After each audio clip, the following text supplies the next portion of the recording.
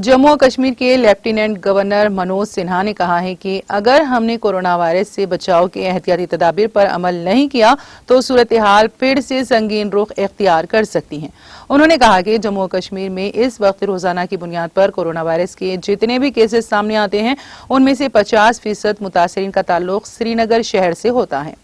Lieutenant governor ने ये बातें इतवार को यहां जम्मू और कश्मीर पुलिस की जानिब से मुनक्किदा pedal for peace cycle race की तकरीब से खिताब करते हुए कही हैं।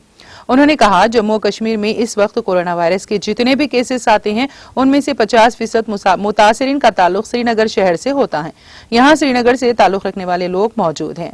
मैं उनसे अपील करना चाहता हूँ कि आप वैक्सीनेशन मुहिम में अपना ताउन दें। उन्होंने कहा अगर हमने SOPs पर अमल इख्तियार नहीं किया तो सूरत हाल फिर से संगीन रुख इख्तियार कर सकती हैं और हमें पाबंदियां लगानी पड़ेंगी।